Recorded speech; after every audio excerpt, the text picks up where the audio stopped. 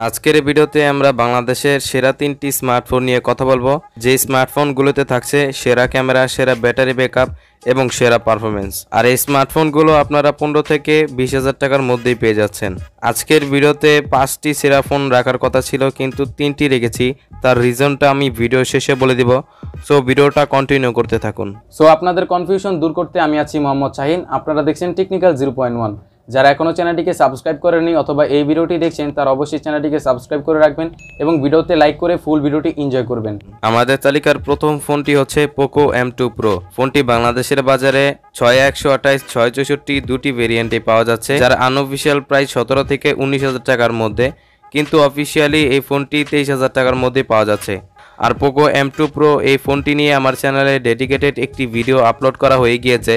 আপনারা চাইলে আই বাটনে ক্লিক করে সেই ভিডিওটি দেখে আসতে পারেন। ফোনটিতে থাকছে 6.6 ইঞ্চের একটি ফুল HD+ রেজলিউশনের IPS LCD ডিসপ্লে, যার প্রোটেকশন হিসেবে থাকছে কন্ডেন্ট গরিলা গ্লাস 5 এর প্রোটেকশন। ফোনটিতে থাকছে কোয়াড ক্যামেরা সেটআপ, যার মেইন ক্যামেরা 48 মেগাপিক্সেলের। তাছাড়া সামনে থাকছে 16 মেগাপিক্সেলের একটি সেলফি ক্যামেরা। ফোনটিতে থাকছে 5000 mAh এর ব্যাটারি, 33 ওয়াটের চার্জার।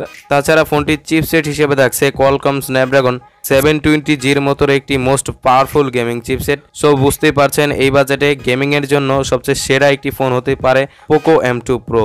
তাছাড়া ফোনটির জিপিইউ হিসেবে থাকছে Adreno 618। সো যারা গেমার রয়েছেন তারা অবশ্যই বুঝতে পারছেন যে এই বাজেটে স্ন্যাপড্রাগনের 7 সিরিজের প্রসেসর স্ন্যাপড্রাগন 720G প্রসেসরটি কতটা বেশি অবিশ্বাস্য।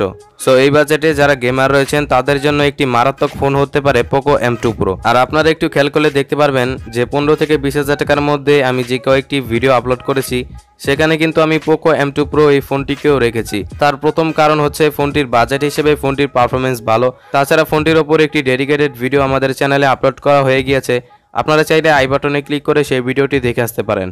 আমাদের তালিকার দ্বিতীয় ফোনটি হচ্ছে Redmi Note 10s। এখন অনেকে জিজ্ঞেস করতে পারেন যে Redmi Note 10 বাদ দিয়ে কেন আমি Redmi Note 10s এই ফোনটিকে চুজ করলাম। তার প্রথম কারণ হচ্ছে Redmi Note 10s এই ফোনটি Redmi Note 10 থেকে অনেকটা বেশি আপগ্রেড করা হয়েছে। তাছাড়া ক্যামেরা এবং পারফরমেন্সের দিক থেকে অনেকটা বেশি অপটিমাইজ করা হয়েছে Redmi Note 10 থেকে Redmi Note 10s এই ফোনটিতে। Xiaomi Redmi Note 10s এই ফোনটি আপনারা বাংলাদেশের বাজারে 664 এবং 6128 দুটি ভেরিয়েন্টে 18.5 থেকে 20,000 টাকার মধ্যে পেয়ে যাবেন আনঅফিসিয়ালি। তবে অফিসিয়ালি এই ফোনটি আপনারা 22 থেকে 24,000 টাকার মধ্যে পেয়ে যাবেন। ফোনটিতে থাকছে 6.4 ইঞ্চের ফুল HD+ রেজলিউশনের AMOLED ডিসপ্লে, যার প্রোটেকশন হিসেবে থাকছে কর্নিং গরিলা গ্লাস 3 এর প্রোটেকশন। ফোনটিতে থাকছে কোয়াড ক্যামেরা সেটআপ, যার মেইন ক্যামেরা 64 মেগাপিক্সেলের। তাছাড়া সামনে থাকছে 13 মেগাপিক্সেলের একটি সেলফি ক্যামেরা, রয়েছে 5000 mAh এর ব্যাটারি, 33 ওয়াটের ফাস্ট চার্জার। পারফরমেন্সের দিক থেকে রয়েছে Android 11 এবং MIUI 12.5 এর সাপোর্ট। তাছাড়া থাকছে MediaTek Helio G95 এর মতো একটি পাওয়ারফুল গেমিং চিপসেট। MediaTek-এর এই প্রসেসরটি আমার সবচেয়ে বেশি ভালো লাগে গেমিং এর জন্য।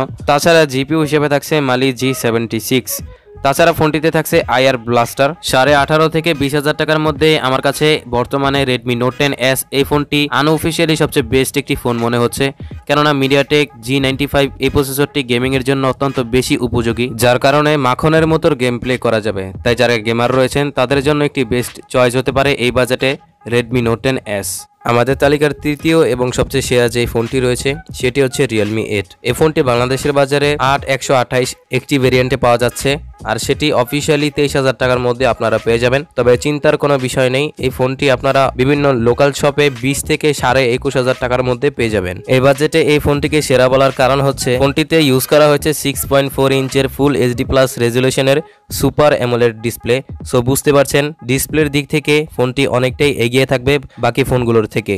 তাছাড়া ফোনটিতে ইউজ করা হয়েছে কোয়াড ক্যামেরা সেটআপ, যার মেইন ক্যামেরা 64 মেগাপিক্সেলের। 64 মেগাপিক্সেলের এই ক্যামেরা সেন্সরটি অনেকটা বেশি অপটিমাইজ করা হয়েছে। তাছাড়া ফোনটিতে থাকছে 16 মেগাপিক্সেলের একটি সেলফি ক্যামেরা। ফোনটিতে থাকছে 5000 mAh এর ব্যাটারি, 30 ওয়াটের একটি ফাস্ট চার্জার। পারফরমেন্সের দিক থেকে ফোনটিতে থাকছে Android 11, Realme UI 2.0 এবং চিপসেট হিসেবে থাকছে MediaTek Helio G95, যা আগেই বললাম একটি powerful gaming processor. MediaTek Helio G95 প্রসেসরটি এই বাজেটে গেমারদের জন্য খুব অস্থির একটা প্রসেসর। ক্যামেরা এবং পারফরমেন্সের দিক থেকে আমার পছন্দের শীর্ষে থাকবে Realme 8। সো গাইস, এই ছিল 15 থেকে 20,000 টাকার মধ্যে আমার তালিকার শীর্ষে থাকা সেরা 3টি স্মার্টফোন। প্রথমে ভেবেছিলাম 15 থেকে 20,000 টাকার মধ্যে সেরা 5টি স্মার্টফোন নিয়ে ভিডিও বানাবো, কিন্তু পরে দেখি পোকো X3 এবং রেডমি নোট 9 প্রো ম্যাক্স এই দুটি ফোন বাংলাদেশে মার্কেট আউট হয়ে গিয়েছে, মানে পুরোপুরি এখন বাংলাদেশে এই দুটি ফোন অ্যাভেলেবেল পাওয়া যাচ্ছে না। সেজন্য বাধ্য হয়ে এই বাজেটে সেরা 3টি স্মার্টফোনের ভিডিও নিয়ে এসেছি।